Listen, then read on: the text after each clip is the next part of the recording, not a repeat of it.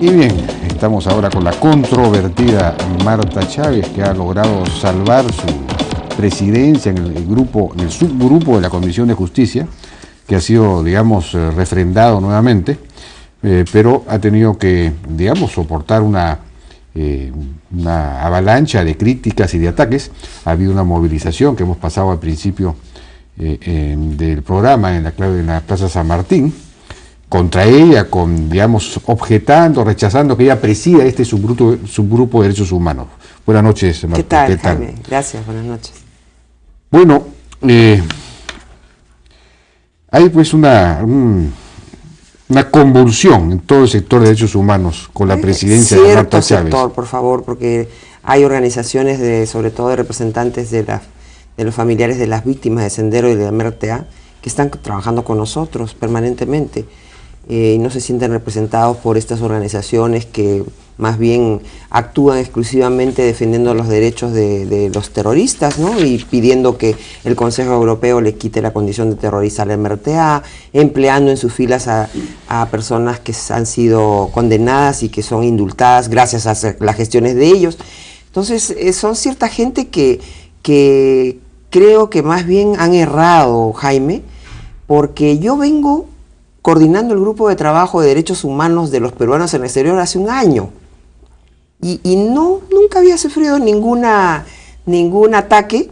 Inclusive mi modo de trabajo ha sido tal y tan tranquilo que hemos tenido 2 proyectos de ley aprobados por unanimidad en el seno del grupo de trabajo y en el seno de la Comisión de Justicia, con la aprobación y la intervención de todos los grupos políticos. Ahora lo que pasa es que, estando yo de licencia, aumentaron 2 temas a ese grupo. El tema del seguimiento de las conclusiones de la Comisión de la Verdad y el informe sobre las respuestas que el Estado va a dar a las denuncias ante los organismos internacionales. Pero ese es un tema, porque si tú efectivamente no crees en el informe de la Comisión de la Verdad, menos creerás en las conclusiones. Pero ¿y eso me inhabilita? ¿Eso me inhabilita? Por favor. ¿Qué evaluación vas a hacer de las conclusiones? Pero yo daré mi punto de vista, que yo no creo, y hay 5 personas más que de repente sí creen. Entonces, ¿por qué? O sea, que porque yo tengo una posición como fujimorista, ya no me van a excluir. Y en cambio a estas personas también, ¿con qué derecho? Si ellos defienden a terroristas, ¿con qué derecho ellos pueden hablar de derechos humanos? Lo que pasa es que, Jaime, nos hemos dejado ganar la iniciativa por estas organizaciones que aparentan, hacen mucho ruido y creen que los derechos humanos les corresponden a ellos. Son más bien ellos los que defienden a los principales violadores de derechos humanos. Tenemos declaraciones de Rocío Silva Santisteban para ver qué fue lo que dijo. Hay que preguntarle si cree en el aborto, por ejemplo, el primer derecho humano fundamental de la criatura más excelsa, más limpia que puede existir en la creación, un ser humano que está en el vientre de su madre. A ver, ¿qué piensan? La mayoría de ellos son pro aborto, que es el crimen más aleve, más cobarde. Bueno, tenemos lo que dijo Rocío Silva Santisteban. Entonces es una persona que no tiene las cualidades para presidir una comisión como esta. Además de eso, como todos saben, Marta Chávez, la congresista Marta Chávez, ha defendido y ha justificado algunas de las actividades del Grupo Colina. Ha defendido, por supuesto, al sentenciado Alberto Fujimori, y en diferentes espacios públicos ha planteado su posición en relación con muchas de las víctimas de los derechos humanos. Incluso, es más, le echaba la culpa acá a las madres, a los familiares. No tengo acá la declaración. Bueno, ¿qué valor puede tener, más allá de su libre derecho a libertad, su derecho a libertad de expresión, que es un derecho humano fundamental? Así como yo respeto la libertad que la señora Silva Santisteban tiene para expresarse, y yo no le invento agravios, yo también tengo derecho a expresarme. Ya, pero dice que has justificado algunas de las actividades del Grupo Colina. Pues que diga cuáles. ¿Cuándo me has escuchado, Jaime, a mí justificando el Grupo Colina? ¿Cuándo? Lo que pasa es que yo no me presto desde la comodidad de una silla a condenar a los miembros de la Fuerza Armada, que los mandamos a que nos defiendan y que enfermaron en medio de una atrocidad planteada por Sendero. Los militares no son, como quieren presentarlos, unos cucos violadores per se, por naturaleza, de los violadores de derechos humanos. Son gente como tú y como yo, Jaime, que cumplen una función y enfermaron en medio de la atrocidad. Yo me imagino yo yendo, o tú, Jaime, yendo a ver que a tus compañeros los desollan, los despanzurran y les ponen los genitales en la boca, a ver si no nos vamos por lo menos a enfermar. No, yo creo que esta gente simplemente... ¿Dónde estaban? Una psicosis, digamos, ¿Dónde de guerra. estaban? ¿Dónde estaba la señora Silvia Santisteban cuando a mí, por el dicho del señor Montesinos, sin ninguna prueba me destituyeron 3 años y medio? ¿Dónde estaban ellos? ¿O es que yo no tengo derechos humanos? ¿O ellos creen que hay algunos que tienen derechos humanos y otros no? No, es una visión muy parcializada. Bueno, que has defendido al sentenciado Alberto Fujimori. Sí lo defiendo porque creo que es un inocente y todos los que hemos leído la sentencia creemos que es un inocente. Sí, pues, y en diferentes espacios públicos has planteado tu posición contra las víctimas de derechos humanos. Mentira, esa es una falsedad. Y has acusado a familiares de víctimas. Esa es una falsedad. Lo único que he dicho es, si yo tuviera un familiar metido en el terrorismo, me apenaría muchísimo que yo no haya hecho lo suficiente para que ese familiar no cause daño a otros. Entonces yo digo, son responsabilidades de las familias, saber qué hacen sus hijos, saber qué hacen sus hermanos. ¿Nos podemos tapar los ojos? O sea, yo voy a decir, como mi hijo está en la universidad, yo no sé qué hace, causando dolor a muchas otras personas probablemente. No, entonces yo digo, lloremos todos por lo que no supimos hacer. Y con mayor razón las familias de esos jóvenes envenenados y que cometieron actos de terrorismo. Y lloremos por las víctimas también. Ahora, una madre de una víctima de la cantuta, la señora Raida Cóndor, dijo lo siguiente, a ver.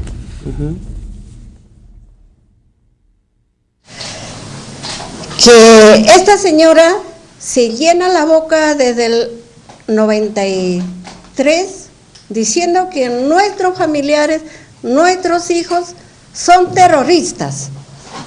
Y el profesor, yo le reto a esta señora que me demuestre si mi hijo ha sido terrorista. Lo voy a denunciar, voy a llegar hasta las últimas consecuencias y que me demuestre que mi hijo era terrorista. Eso es lo que a mí me amarga.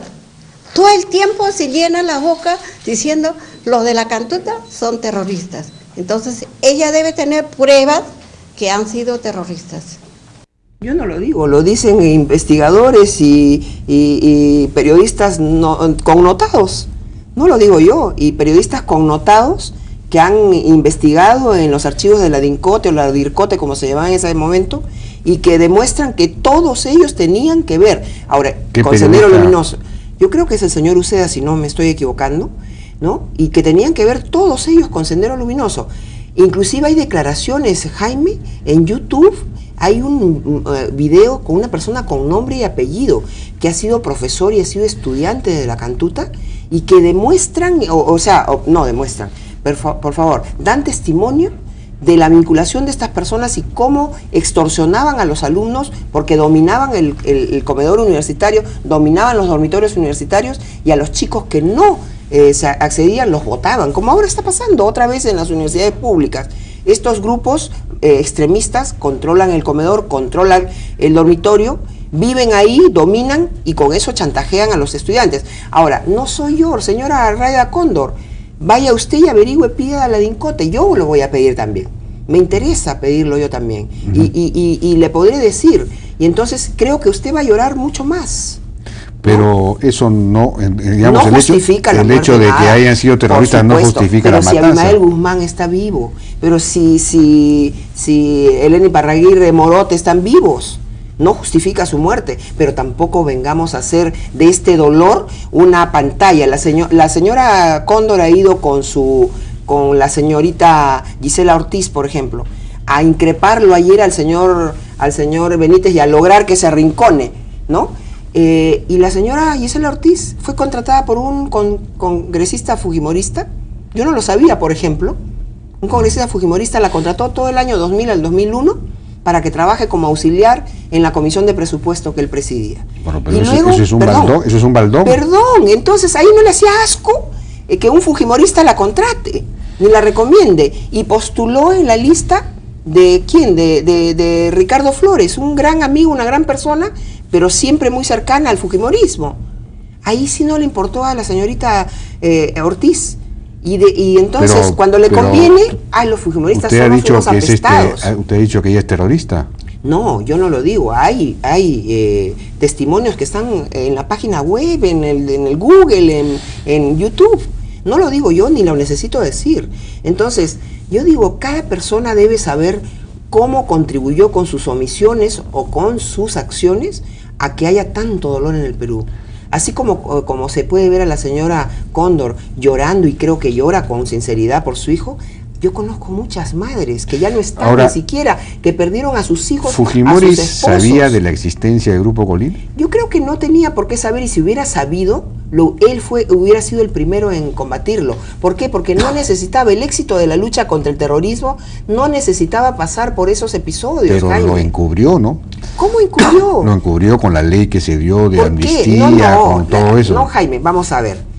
La Convención Americana de Derechos Humanos prevé que incluso para condenados a pena de muerte, y no se condena a pena de muerte a uno que atropella un gato, o que se sube a la vereda o estaciona mal, a los condenados con pena de muerte, el artículo 4 de la Constitución, de la Declaración Universal de Derechos Humanos y de la Convención Americana de Derechos Humanos, prevén la posibilidad del indulto, conmutación de pena y amnistía para los condenados a pena de muerte. Entonces, ¿qué están hablando? Claro, pero él promovió toda una medida para que saliera el tema, una estrategia para que saliera el tema del Poder Judicial y pasara a ser juzgado por el juzgado fuero militar. Se crearon. Él promovió todo eso, digamos, él de alguna manera estuvo protegiéndolos, ¿no? De ahí el éxito, pues, porque ¿qué pasaba cuando no había jueces rostros? Jueces sin rostros han habido en Italia, han habido en Irlanda.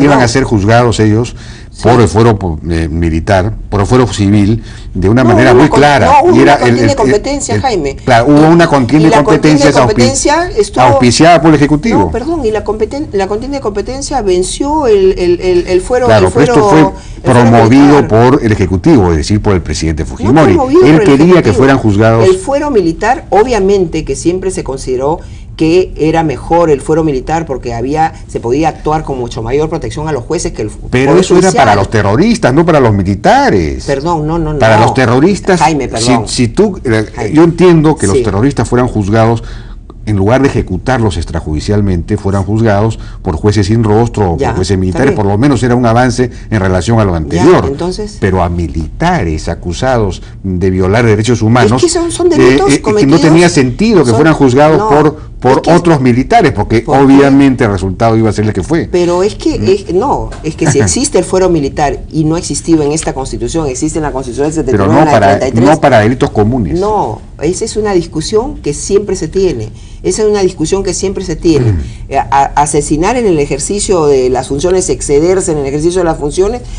¿Sabes, Jaime, que de acuerdo al Código Militar, Código de Justicia Militar, se puede asesinar sin juicio a alguien? A un cobarde que está en un teatro de operaciones se le puede matar. Esas son las reglas específicas que existen para los militares. Entonces, que los juzguen un fuero... No, es imposible. ¿No? Por favor, eso no se conoce del Código de Justicia Militar. A un cobarde, a uno que va a hacer abandono. ¿Por qué? Porque esas son las reglas cuando está en el teatro de operaciones, sin justicia, sin corte marcial. O inclusive hay cortes marciales, Jaime. Entonces, pero volvamos. El Perú tuvo que dar normas de excepción para juzgar a los terroristas. Pues a los terroristas, pero no a los militares en este caso. Es que también, tenemos que ir, me permites, a una pausa, me están pidiendo ese tiempo. Hace 2 años me diagnosticaron cáncer. El tratamiento que tenía que hacerme era tan caro que hubiese tenido que venderlo todo para poder pagarlo. Menos mal, nunca tuve que hacerlo. Estaba asegurada por RIMAC. Y ahora, felizmente, todo está bien. Contra el cáncer tienes que estar asegurado. Hazlo ya con el seguro oncológico integral desde 32 soles mensuales. RIMAC Seguros. Expo Pesca y Acuiperú, la feria más grande de América Latina para pesca y acuicultura, donde encontrará miles de equipos y servicios del 7 al 9 de noviembre en el Centro de Exposiciones Jockey. Expo Pesca y Acuiperú 2013, organiza Thais Corporation, teléfono 201-7820, ingreso libre.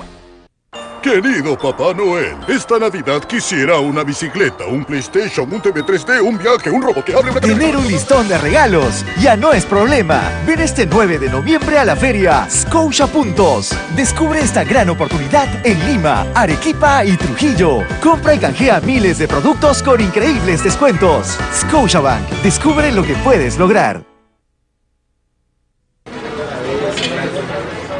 Mozo, la cuenta, por favor. ¿Todo listo? ¿Boleta o factura? Una facturita. Papá, ¿está bien pedir factura cuando tus consumos son de uso personal? ¿Verdad, no, hijo? Tienes razón. Hagamos lo correcto. Mejor una boleta, por favor. No pidamos factura por las compras de uso personal, porque al declararla estamos evadiendo impuestos.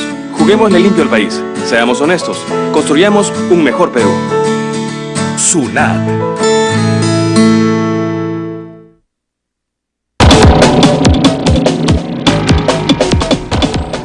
Seguimos conversando entonces con Marta Chávez. Hay una última opinión que queríamos mostrarle del representante del ILD, el señor Laxi Tuesta, sobre las razones por las cuales Marta Chávez no debía ser presidenta de esta subcomisión. Escuchemos. Lo que queremos nosotros decir es que esa trayectoria es incompatible con la defensa de derechos humanos. Marta Chávez es una fundamentalista anti-derechos humanos y lo ha demostrado sistemáticamente. Ella fue presidente del Congreso de la República y avaló la ley de amnistía, las firmó y las defendió entusiastamente. Ella fue presidente de la Comisión de Defensa en el Parlamento en varias oportunidades y se tapó los ojos frente a las atrocidades y las tropelías que malos militares que hoy están felizmente presos hacían en materia de corrupción y violación de derechos humanos. Entonces Marta Chávez no puede venir aquí a hacerse la impoluta, la inmaculada, la que tiene un punto de vista distinto al de nosotros. Es una persona cuya trayectoria habla por ella. Y de hecho ha sido una de las principales defensoras de Fujimori y Montesinos, que hoy están, como corresponde, presos en las cárceles por haber cometido las barbaridades que cometieron. Bueno, ¿qué respuesta habría frente a eso? O sea, estos señores del IDL que lograron con artimañas, sí, porque cuando tenían a su jefe en el gobierno de transición, al señor de la Jara, lograron que un senderista condenado fuera indultado por sufrir de diabetes y que lo tienen contratado ahí un señor Sarabia. Ellos me van a decir a mí que yo no puedo hablar de derechos humanos y ellos sí, por favor, ¿no? Entonces, yo no he... Pero el señor Sarabia de repente era inocente. No, no. Si alguien es inocente, pide pues la revisión de su proceso, pero no pide el indulto. El indulto es para culpables, como decían en el caso del presidente Fujimori, que gracias a Dios ya su defensa prontamente parece que va a pedir la revisión del proceso. Pero que estos señores quieran darme a mí lecciones de lo que son derechos humanos, trato de reírme para no llorar, pues porque es una tragedia que este tipo de personas crean que nos pueden sorprender, nos pueden engañar. No, pues... Ahora, en el... ¿tú no encuentras nada rescatable en el informe de la Comisión de la Verdad? No, yo no encuentro nada rescatable, Jaime, por la sencilla razón de que esto comenzó mal, y lo que comienza mal no puede tener... Lo que mal comienza, mal acaba. ¿Cómo comenzó mal? Comenzó con un decreto supremo, cuando en todos los países del mundo ha nacido por una ley del Congreso. Ellos que son tan institucionalistas, teóricamente tan democráticos... No, pues es una cosa formal. No es una cosa formal. Es la representación popular y no el Poder Ejecutivo el que tiene que definir una cosa de tanta importancia. Segundo, fijaron la fecha de acción de estudio de la CBR mañosamente también. ¿Por qué? Porque la fijaron desde el 80, que es cuando reventó el terrorismo, pero no la década anterior o las 2 décadas anteriores, 60s y 70s. ¿Por qué? Porque buena parte de los que luego fueron designados comisionados eran actores políticos del marxismo-leninismo cercanos a Abimel Guzmán. Tenemos a cabo, y yo no lo he traído porque no sabía si iba a venir acá Jaime, un recorte de un documento que firmó Carlos Iván de Gregori, Morote, el rector de la universidad, y Carlos Tapia, en tiempos del gobierno militar, pidiendo que Abimael Guzmán, que lo habían detenido, ya porque comenzaba en los años 70 su accionar terrorista, pero lo habían detenido. No, todavía no. No, en perdón, los 70 pero es no que había la preparación, pues, es pero la no preparación. Existía Sendero Luminoso perdón, todavía. Ya existía Partido Comunista peruano, ¿no? En la facción esta, Partido Comunista maoísta, Perú, por el Sendero Luminoso de José Carlos Mariátegui. Ellos prepararon sí, eso se fundó en el 64. Claro, creo, entonces, sí. ¿Por qué? Fue un artificio pero decir... todavía no hacían terrorismo. Claro, pero es que eso de hacer terrorismo, Jaime, no aparece de la noche a la mañana, no genera generación espontánea. Van preparando lo que ellos consideran el terreno de cultivo propicio para declarar la guerra popular, que es lo mismo que esperan las otras organizaciones marxistas, leninistas, maoístas que existen, ¿no? Entonces, eso ya, por ejemplo, fue un engaño. Y que terminen con la mayoría de los comisionados sin gente vinculada al marxismo, sin que haya un representante de la Fuerza Armada. El pobre, pobre, porque ya estaba muy anciano, ni siquiera participó en ninguna audiencia, firmó, creo que ya le dio vergüenza, y firmó con reservas el general Arias Graciani, que además todos los militares no se sienten representados por él. No hubo un solo representante de las familias de las víctimas de Sendero del MRTA, no hubo ni un representante de los comités de autodefensa, un representante de las comunidades campesinas y nativas asoladas y esclavizadas por estos insanos. Todos eran estos actores políticos, con algunas 2 o 3 personas de o muy buena fe, demasiada buena fe, que sirvieron de comparsa.